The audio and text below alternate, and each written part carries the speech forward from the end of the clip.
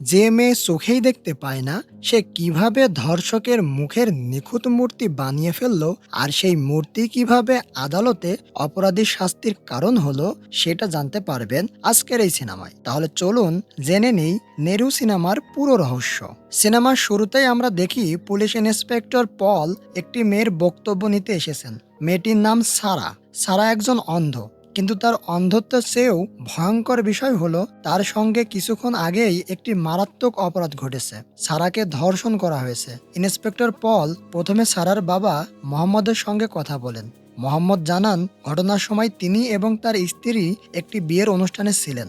অন্যদিকে বাড়ির কাজের মহিলা সীমা জানায় মোহাম্মদের নির্দেশেই সে ব্যাংকে গিয়েছিল। অর্থাৎ ঘটনার সময় বাড়িতে সারা ছাড়া আর কেউ ছিল না। পুলিশ এবং আশেপাশের মানুষজনের মধ্যে তখন একটা ধারণা তৈরি হয় যে সারা তো অন্ধ, সে কিভাবে অপরাধীকে শনাক্ত করবে। ডাক্তার জানায় ধর্ষণের ঘটনা ঘটেছে সেটা নিয়ে কোনো সন্দেহ নেই, কিন্তু অপরাধীর শরীর থেকে কোনো বীর্য পাওয়া যায়নি। ফলে ডিএনএ বা অন্য কোনো মেডিকেল প্রমাণের মাধ্যমেও অপরাধীকে শনাক্ত করা সম্ভব হচ্ছে না। সারার পরিবার তখন ভেঙে পড়ে, কারণ তাদের মনে হচ্ছিল প্রমাণের অভাবে এই মামলা হয়তো কিছুদিন পরেই বন্ধ হয়ে যাবে। কিন্তু পরের দিন সকালে এমন একটা ঘটনা ঘটে যা সবাইকে অবাক করে দেয়। সারা সারা রাত জেগে একজন মানুষের মুখের মূর্তি বানিয়েছে, আর সে দাবি করে এই লোকটিই তার উপর সেই অপরাধ করেছে। সবাই অবাক, কারণ সারা তো দেখতে পায় না, তাহলে সে কিভাবে অপরাধীর মুখের মূর্তি বানালো। মোহাম্মদ তখন জানান সারা ছোটবেলা থেকেই মূর্তি বানাতে জানে। তখন তার চোখ ভালো ছিল এবং তিনিই সারাকে এই শিল্প শিখিয়েছিলেন। পল তখন সারাকে জিজ্ঞেস করেন, তুমি যখন লোকটাকে দেখোনি তাহলে তার মুখের গঠন কিভাবে বুঝলে? সারা জানায় অপরাধের সময় সে নিজের হাত দিয়ে লোকটির মুখ স্পর্শ করেছিল। চোখ দিয়ে দেখতে না পারলেও হাত দিয়ে মুখের গঠন অনুভব করেছিল, আর সেই স্মৃতি থেকেই সে মূর্তিটা বানিয়েছে। মোহাম্মদ মূর্তিটি দেখে আরো একটি গুরুত্বপূর্ণ কথা বলেন। এই মুখের মতো দেখতে একজন মানুষকে তিনি আগেই দেখেছেন। কয়েকদিন আগে এক লোক তাদের বাড়িতে এসেছিল পাশের বাড়ি বিনোদের ঠিকানা জানতে। পুলিশ এবার বিনোদের কাছে যায়।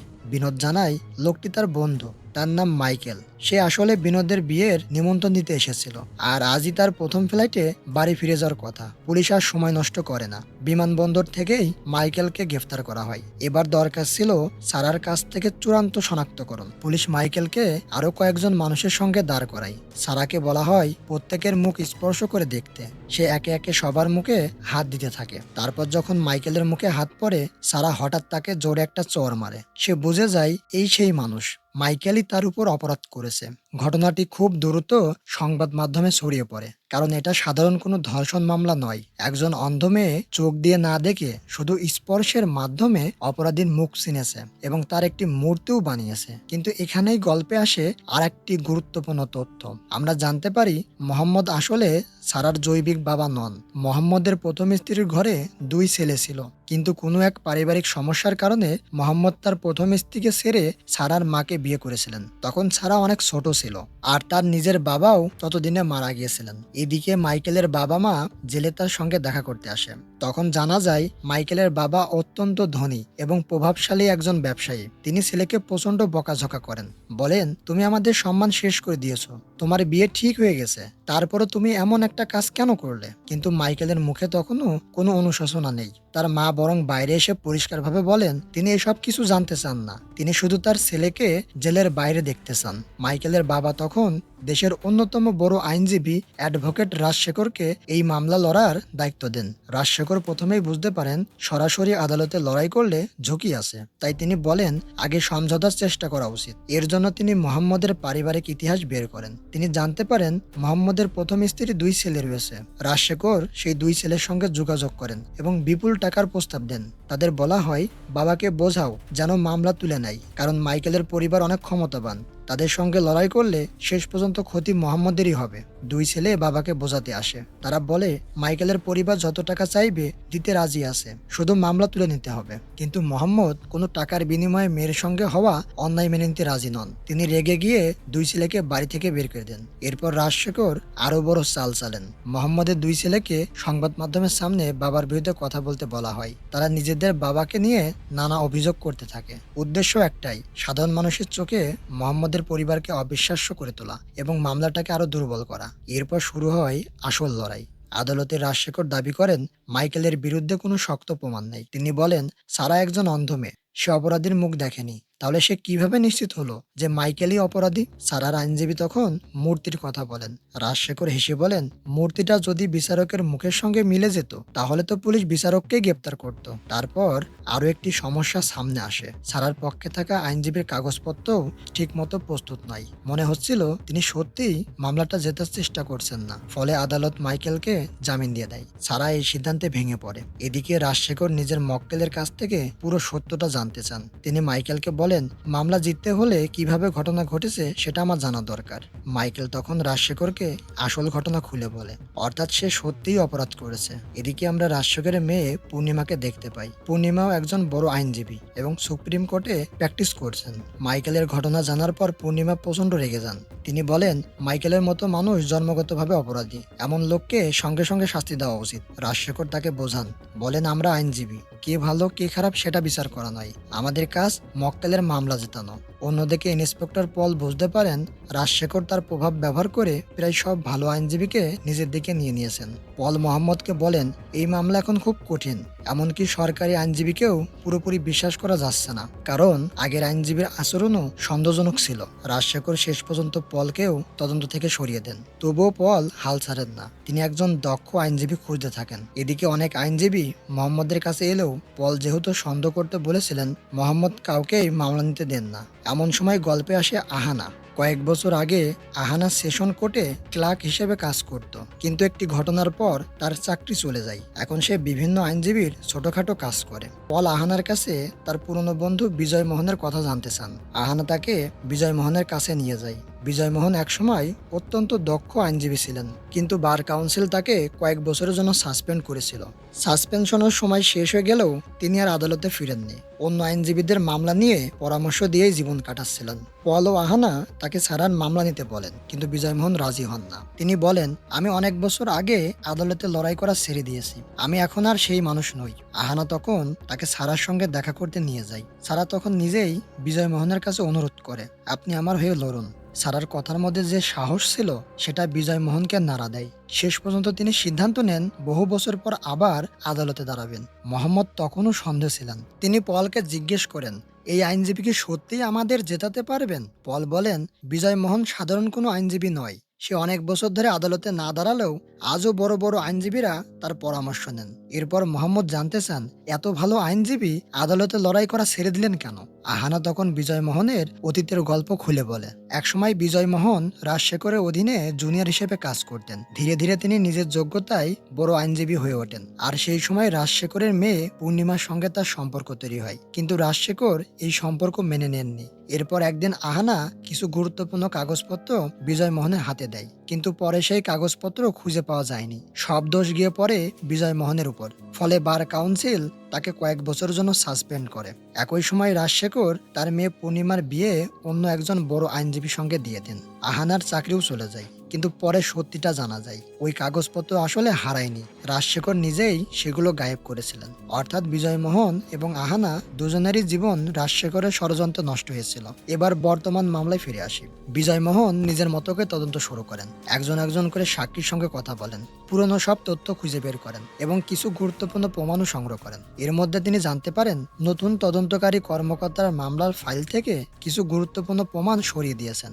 এবার আদালতে সাক্ষী দিতে আসে বাড়ির কাজের মহিলা সীমা। সীমা জানায়, সেদিন সাহেব ও ম্যাডাম বিয়েতে গিয়েছিলেন, তাকে ব্যাংকে যেতে হয়েছিল, তাই সে বাড়ির গেট তালা দিয়ে বের হয়ে যায়। ফিরে এসে দেখে সারা ভয়াবহ অবস্থায় রয়েছে। সঙ্গে সঙ্গে সে প্রতিবেশীদের ডেকে পুলিশকে খবর দেয়। এরপর রাজশেখর তার জেরা শুরু করেন। তিনি জানতে চান বাড়ির গেটের চাবি কার কাছে ছিল। সীমা জানায় তার কাছে একটা চাবি ছিল এবং আরেকটা চাবি মোহাম্মদের কাছে। তারপর রাজশেখর প্রশ্ন করেন, তুমি সেদিন ব্যাংকে কেন গিয়েছিলে? সীমা জানায় তাকে ঋণ নেওয়ার জন্য মোহাম্মদের এক বন্ধুর ব্যাংকে পাঠানো হয়েছিল। রাজশেখর এখান থেকে সন্দেহ তৈরি করেন। তিনি বলেন, তাহলে মোহাম্মদ আগে থেকে থেকেই জানতেন কখন সারা বাড়িতে একা থাকবে। আর মোহাম্মদ যেহেতু সারার আসল বাবা নন, তাহলে এমনও হতে পারে যে তিনি সুযোগ নিয়ে সারার উপর অত্যাচার করেছেন। এবার সারার মাকে আদালতে ডাকা হয়। তিনি জানান ঘটনার আগের দিন তারা বাড়িতে আলোচনা করছিলেন, পরের দিন বিয়েতে যাওয়ার সময় সারা একা থাকবে। ঠিক তখনই মাইকেল তাদের বাড়িতে আসে। সে বিনোদের ঠিকানা জানতে এসেছিল, কিন্তু সে সারাকে দেখেছিল এবং পরিবারের কথোপকথনও শুনেছিল। অর্থাৎ মাইকেল জানতো পরের দিন সারা বাড়িতে একা থাকবে। কিন্তু রাজশেখর এখানেও থামেন না। তিনি সারার মাকে তার অতীত নিয়ে প্রশ্ন করেন। বলেন, মোহাম্মদ তোমার দ্বিতীয় স্বামী। তোমার প্রথম স্বামী ঋণের কারণে আত্মহত্যা করার পর তুমি টাকার জন্য ধনী মোহাম্মদকে বিয়ে করেছিলে। এরপর তিনি এমন পরিস্থিতি তৈরি করেন যেন সারার মা টাকার লোভে নিজের মেয়েকেও ব্যবহার করতে পারেন। অবশেষে তিনি অভিযোগ করেন মাইকেলের কাছ থেকে টাকা পাওয়ার আশায় সারার মা তাকে এই মামলায় ফাঁসিয়েছেন। সারার মা আর নিজেকে সামলাতে পারেন না, তিনি আদালতেই কান্নায় ভেঙে পড়েন। এরপর মোহাম্মদকে সাক্ষী দিতে ডাকা হয়। রাজশেখর তাকেও একই রকম ভাবে আক্রমণ করেন। তিনি বলেন, তুমি ইচ্ছা করেই সীমাকে ব্যাংকে পাঠিয়েছিলে। তুমি জানতে সারা বাড়িতে একা থাকবে। তারপর তোমার স্ত্রীকে বিয়ের অনুষ্ঠানে রেখে বাড়ি ফিরে তুমি সারার উপর সেই অপরাধ করেছো। মোহাম্মদ এই অপরাধ সহ্য করতে না পেরে কান্না শুরু করে। আসলে রাজশেখরের উদ্দেশ্য ছিল পরিবারটাকে মানসিকভাবে ভেঙে দেওয়া, তাহলে হয়তো তারা মামলা ছেড়ে দেবে। কিন্তু বিজয়মোহন এবার সারাকে আগে থেকেই প্রস্তুত করেন। তিনি বলেন, রাজশেখর তোমার বাবাকে সন্দেহভাজন বানানোর চেষ্টা করবে। তুমি কোনো প্রশ্নের উত্তর না জানলে চুপ থাকবে, যে প্রশ্ন বুঝবে না তার উত্তর দিবে না। পরে শুনানিতে সারা আদালতে সাক্ষী দিতে আসে। বিজয়মোহন প্রথমে তার চোখ হারানোর ঘটনা জানতে চান। সারা জানায় মাত্র 12 বছর বয়সে তার চোখে রক্ত চলাচল বন্ধ হয়ে যায় এবং সে দৃষ্টিশক্তি হারায়। এরপর সে ঘটনার দিনের পুরো বিবরণ দেয়। বাড়িতে কেউ ছিল না। গোসল করে বের হওয়ার পর সে কারো উপস্থিতি অনুভব করে। হঠাৎ কেউ তার তোয়ালে টেনে নেয়, তাকে বিছানায় ফেলে দেয়, চিৎকার করলে মেরে ফেলার হুমকি দেয়। ভয়ে সে চুপ করে যায়। তারপর সেই লোকটি তাকে ধর্ষণ করে। এবার রাজশেখর জেরা শুরু করেন। তিনি জানতে চান সারা মূর্তি বানানো শিখেছে কোথা থেকে। সারা বলে, চোখ হারানোর আগে তার বাবা মোহাম্মদ তাকে এই শিল্প শিখিয়েছিলেন। রাজশেখর আবার প্রশ্ন করেন, তুমি মাইকেলের মুখ না দেখে তার মূর্তি বানালে কিভাবে? সারা জানায় সে হাত দিয়ে তার মুখ স্পর্শ করে মুখের গঠন বুঝেছিল। রাজশেখর বারবার মোহাম্মদকে সন্দেহের মধ্যে আনার চেষ্টা করেন, কিন্তু সারা এবার মানসিকভাবে প্রস্তুত ছিল। সে ভেঙে পড়ে না, সে রাজশেখরের জাল বুঝতে পারে। এরপর আহানা একটি নতুন পরিকল্পনা দেয়। সামাজিক যোগাযোগ মাধ্যমে সারার পক্ষে প্রচারণা চালানো হয়। মানুষ সারার পাশে দাঁড়াতে শুরু করে। অন্যদিকে মাইকেলের বিরুদ্ধে ব্যাপক ক্ষোভ তৈরি হয়। এতে মাইকেলের বাগদত্তাও তাকে সন্দেহ করতে শুরু করে। সে ফোন করে বলে, এই অবস্থায় তোমার সঙ্গে আমার বিয়ে হবে কিনা আমি জানি না। এতে মাইকেল প্রচন্ড রেগে যায়। সেই রাতেই সে কয়েকজন গুন্ডাকে নিয়ে সারার বাড়িতে যায়। সে সারার মা বাবাকে হুমকি দেয়, মামলা তুলে না নিলে সে আবার সারার সঙ্গে একই কাজ করবে। সারা ভয়ে কাঁদতে থাকে। পরে শুনানিতে পূর্ণিমা রাজশেখরের হয়ে আদালতে আসে, কারণ রাজশেখর সুপ্রিম কোর্টের একটা মামলায় ছিলেন। বিজয়মোহন আগের রাতের হুমকির ঘটনা আদালতকে জানান, কিন্তু এই ঘটনার কোনো প্রমাণ তার কাছে ছিল না, তাই আদালত বিষয়টি গ্রহণ করে না। এরপর চিকিৎসককে সাক্ষ্য দিতে ডাকা হয়। চিকিৎসক জানান সারার শরীরে বীর্য পাওয়া যায়নি, তাই মেডিকেল রিপোর্ট দিয়ে অপরাধীকে নিশ্চিতভাবে শনাক্ত করা সম্ভব নয়। এরপর ইন্সপেক্টর পল সাক্ষ্য দেন। তিনি জানান সারা যে মাইকেলের মূর্তি বানিয়েছিল তিনি তার ছবি তুলেছিলেন, কিন্তু তাকে তদন্ত থেকে সরিয়ে দেওয়ার পর নতুন কর্মকর্তা ফাইল থেকে সেই ছবি সরিয়ে দেন। পূর্ণিমা সঙ্গে সঙ্গে পাল্টা প্রশ্ন করেন। তিনি বলেন, তুমি নিজে কি সারাকে মূর্তি বানাতে দেখেছিলে? পল বলেন, না। পূর্ণিমা তখন বলেন, তাহলে তুমি শুধু মোহাম্মদের কথার উপর বিশ্বাস করেছো। আর মোহাম্মদ নিজেই যেহেতু মূর্তি বানাতে জানে, তাহলে মূর্তিটা সে নিজে বানিয়ে মাইকেলকেও তো ফাঁসাতে পারে। মামলাটা আবার অনিশ্চয়তার মধ্যে পড়ে যায়। এরপর মাইকেল নিজেই আদালতে ঘটনার দিনের তার রুটিন বর্ণনা করেন। সে বলে, সেদিন সকালে বিনোদের বাড়ি থেকে বের হয়ে সে বন্ধুদের সঙ্গে কান্তরে যায়। পথে একজন বন্ধুর সঙ্গে দেখা হয়। তারপর তারা একসঙ্গে একটি রেস্টুরেন্টে দুপুরে খাবার খায়। বিজয়মোহন বুঝতে পারেন এখানেই হয়তো বড় কোনো রহস্য লুকিয়ে আছে। তিনি আহানাকে বলেন মাইকেলের ফোনের অবস্থান যাচাই করতে হবে। রেস্টুরেন্টের সিসিটিভি ফুটেজ সংগ্রহ করা হয়। সবাই ধরে নেয় এই ফুটেজ প্রমাণ করবে মাইকেল সেখানে ছিল না, কিন্তু ফুটেজ দেখে বিজয়মোহন হতবাক হয়ে যায়। ভিডিওতে স্পষ্ট দেখা যাচ্ছে ঘটনার সময় মাইকেল সত্যিই রেস্টুরেন্টে বসে আছে। মাইকেল তখন বিজয়মোহনের দিকে তাকিয়ে একটা হাসি দেয়, যেন সে জানে এই প্রমাণ দিয়ে তাকে কিছুই করা যাবে না। কিন্তু বিজয়মোহন হাল ছাড়েন না। তিনি আবার ফুটেজটি দেখতে থাকেন। এবার তিনি ভিডিওতে একটি অস্বাভাবিক বিষয় খুঁজে পান। রেস্টুরেন্টের একটি আয়নার পেছনের রান্নাঘর দেখা যাচ্ছিল। সেখানে একটি পাত্র ছিল। কিছুক্ষণ পর পাত্রটি হঠাৎ অদৃশ্য হয়ে যায়, অর্থাৎ ভিডিওতে কারসাজি করা হয়েছে। বিজয়মোহন ইন্সপেক্টর পলকে নিয়ে রেস্টুরেন্টের মালিকের কাছে যান। পল তাকে সত্যি না বললে জেলে পাঠানোর হুমকি দেন। ভয়ে মালিক সব স্বীকার করে। পরের দিন আদালতে সে জানায় রাজশেখরের নির্দেশেই সিসিটিভি ফুটেজ পরিবর্তন করা হয়েছিল। এমনকি সে আরেকটি ভিডিও আদালতে দেয়, সেখানে রাজশেখর নিজেই তাকে ভিডিও বদলানোর নির্দেশ দিচ্ছেন। এবার রাজশেখরের সব পরিকল্পনা ধরা পড়ে যায়। আদালত তাকে মামলা থেকে সরিয়ে দেয় এবং তার বিরুদ্ধে তদন্তের নির্দেশ দেয়। এখন মামলাটি পূর্ণিমা একাই পরিচালনা করতে থাকে। এরপর পূর্ণিমা মাইকেলের সিম অপারেটরকে আদালতে ডেকে পাঠায়। সিমের লোকেশন থেকে জানা যায় ঘটনার দিন মাইকেলের ফোন একটি শহরে ছিল এবং পরে অন্য এলাকায় গেছে। এতে মাইকেলের পক্ষে একটি শক্ত প্রমাণ তৈরি হয়। পূর্ণিমার যুক্তি দ্বারাই মাইকেলের ফোন যদি ঘটনাস্থলে না থাকে তাহলে মাইকেল কিভাবে সারার বাড়িতে ছিল। কিন্তু বিজয়মোহন এবার মাইকেলের ড্রাইভারকে ধরে ফেলেন। ড্রাইভার দাবি করে সেদিন সে বাড়িতে ছিল, কিন্তু বিজয়মোহন দেখান ওই দিন ড্রাইভারের ফোন এবং মাইকেলের ফোন একই রুটে চলাচল করেছে। ড্রাইভার তখন নিজের কথার মধ্যে ফেঁসে যায়। পূর্ণিমাও তাকে জেরা করে। তিনি এমন একটা সম্ভাবনা সামনে আনেন যে ড্রাইভার হয়তো ফোনটি গাড়িতে রেখে গিয়েছিল এবং মাইকেল সেই গাড়ি নিয়ে অন্য জায়গায় গিয়েছিল। কিন্তু বিজয়মোহন বুঝতে পারেন সত্যিটা আরো গভীরে। তিনি আদালতের কাছে সময় চান। এরপর পূর্ণিমা মাইকেলের কথিত বন্ধুদের সাক্ষী হিসেবে হাজির করেন। সবাই বলে ঘটনার দিন মাইকেল তাদের সঙ্গে ছিল, কিন্তু বিজয়মোহন তাদের আলাদা আলাদা করে জিজ্ঞেস শুরু করেন। সেখান থেকে কিছু তথ্য পাওয়া যায়। এরপর তিনি চূড়ান্ত প্রমাণ হাজির করেন। একটি ড্যাশ ক্যাম ফুটেজে দেখা যায় ঘটনার দিন মাইকেলের গাড়ি তার ড্রাইভারই চালাচ্ছিল, অর্থাৎ মাইকেল তার ফোন এবং গাড়ি ব্যবহার করে নিজের অবস্থান সম্পর্কে মিথ্যা প্রমাণ তৈরি করেছিল। এরপর বিজয়মোহন মাইকেলের পুরনো একটি ধর্ষণ মামলার ফাইলও আদালতে দেখান। সেখানে দেখা যায় এর আগেও মাইকেলের বিরুদ্ধে একই ধরনের অভিযোগ উঠেছিল, কিন্তু বিপুল পরিমাণ অর্থ ও প্রভাবের কারণে সেই মামলা থেকে রক্ষা পেয়ে গিয়েছিল। পূর্ণিমা অবশ্য যুক্তি দেন পুরনো মামলায় মাইকেলের অপরাধ প্রমাণিত হয়নি, তাই সেটাকে বর্তমান মামলায় প্রমাণ হিসেবে ব্যবহার করা যায় না। সব শুনে বিচারক চূড়ান্ত শুনানির তারিখ দেন। বিজয়মোহন তখনও মোহাম্মদকে বলেন, আমরা অনেক প্রমাণ পেয়েছি ঠিকই, কিন্তু আদালতে অপরাধ প্রমাণ করতে হলে সন্দেহের ঊর্ধ্বে যেতে হবে। এখনো আমি শতভাগ নিশ্চিত নয় যে আমরা জিতব। মোহাম্মদ তখন হতাশে বলেন, এ কেমন বিচার ব্যবস্থা? এত প্রমাণের পরও শুধু সারা দেখতে পায় না বলে তার কথাকে পুরোপুরি বিশ্বাস করা যাচ্ছে না। অবশেষে আসে সেই বহু প্রতীক্ষিত সেই দিন। আদালতের বাইরে সাংবাদিকদের ভিড়, ভিতরে দুই পক্ষের আইনজীবীরা প্রস্তুত। বিজয়মোহন এবার পুরো ঘটনাটা একসঙ্গে সাজিয়ে আদালতের সামনে তুলে ধরেন। তিনি বলেন, মাইকেল প্রথমে তার বন্ধু বিনোদের ঠিকানা জানতে সারাদের বাড়িতে পৌঁছায়। সেখানে সে সারাকে দেখে। সে জানতে পারে পরের দিন সারা বাড়িতে একা থাকবে। এই তথ্য জানার পর মাইকেল পরিকল্পনা করে। সে রাতে বিনোদের বাড়িতে থাকে। পরের দিন নিজের ড্রাইভারকে ভোর 6টায় আসতে বলে।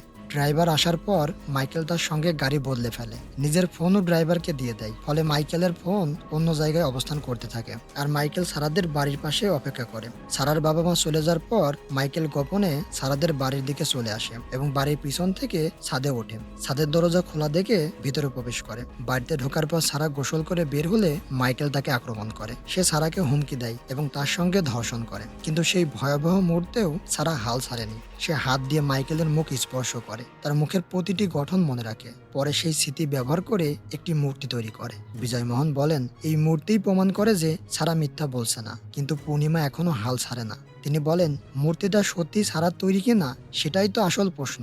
বিজয়মোহন তখন একটি শেষ প্রস্তাব দেন। তিনি বলেন, সারা যদি সত্যি শুধু স্পর্শের মাধ্যমে একজন মানুষের মুখের গঠন বুঝতে পারে তাহলে আদালতের সামনেই সে সেটা প্রমাণ করতে পারবে। পূর্ণিমা রাজি হন, তবে শর্ত থাকে সারাকে মাত্র 5 মিনিট সময় দেওয়া হবে। আর সেই পরীক্ষার জন্য পূর্ণিমা এমন একজনকে বেছে নেন যাকে দেখে সবাই চমকে যায়। তিনি পাঠান নিজের বাবা রাজশেখরকে। সারা ধীরে ধীরে রাজশেখরের মুখে হাত দিতে শুরু করে। সে কপাল, নাক, গাল, চোয়াল সবকিছু স্পর্শ করে, কিন্তু রাজশেখর তাকে শান্তিতে কাজ করতে দেন না। তিনি ইচ্ছা করেই সারার সঙ্গে এমন কিছু কথা বলতে থাকেন যা তাকে মানসিকভাবে ভেঙে দেয়। সারা কান্নায় ভেঙে পড়ে। তারপরও সে হাল ছাড়ে না। কোনোভাবে 5 মিনিটের মধ্যে রাজশেখরের মুখের গঠন মনে রাখে। এরপর শুরু হয় মূর্তি তৈরির কাজ। সবাই অপেক্ষা করতে থাকে। কয়েক ঘন্টা পর অবশেষে মূর্তিটি আদালতে নিয়ে আসা হয়। মূর্তিটি কাপড় দিয়ে ঢাকা ছিল। বিচারকের সামনে যখন কাপড় সরানো হয়, পুরো আদালত যেন কয়েক মুহূর্তের জন্য স্তব্ধ হয়ে যায়, কারণ মূর্তিটির মুখ অবিকল রাজশেখরের মুখের মতো। সারা সত্যি শুধু স্পর্শের মাধ্যমে একজন মানুষের মুখের গঠন বুঝে মূর্তি বানাতে পারে, আর এর মাধ্যমে তার তৈরি করা মাইকেলের মূর্তির বিশ্বাসযোগ্যতাও প্রমাণিত হয়। অর্থাৎ সারা যে মিথ্যা বলছিল না, সেটা এখন আর শুধু তার কথার উপর নির্ভর করছে না, তার দক্ষতার বাস্তব প্রমাণ আদালতের সামনে রয়েছে। শেষ পর্যন্ত আদালত মাইকেলকে দোষী সাব্যস্ত করে। তাকে যাবজ্জীবন কারাদণ্ড দেওয়া হয়। একজন প্রভাবশালী ও ধনী পরিবারের ছেলে হওয়া সত্ত্বেও এবার টাকা ও ক্ষমতা তাকে বাঁচাতে পারে না। না। মামলা জেতার পর সারা বিজয় মোহনের কাছে এসে তাকে ধন্যবাদ জানায়। যে মানুষটি বহু বছর আগে অন্যায়ভাবে আদালত থেকে দূরে সরে গিয়েছিল, সেই বিজয় মোহন শেষ পর্যন্ত আবার আদালতে ফিরে এসে একজন অসহায় অন্ধ মেয়ের জন্য ন্যায় বিচার এনে দেয়। আর ছাড়ার কষ্ট, চোখের অন্ধকার এবং অবশেষে পাওয়া ন্যায় বিচারের আবেগের মধ্য দিয়েই সিনেমাটি শেষ হয়ে যায়। তো বন্ধুরা, এটাই ছিল নেরো সিনেমার সম্পূর্ণ গল্প। আপনাদের যদি এই মুভি এক্সপ্লেন ভালো লেগে থাকে তাহলে ভিডিওটিতে একটি লাইক দিতে পারেন। গল্পের কোন অংশটি আপনাদের সবচেয়ে বেশি অবাক করেছে সেটা কমেন্টে জানাতে ভুলবেন না। আর এমন আরও সিনেমার গল্প সহজ ভাষায় জানতে চাইলে চ্যানেলটি সাবস্ক্রাইব করে আমাদের সঙ্গে থাকুন। ধন্যবাদ।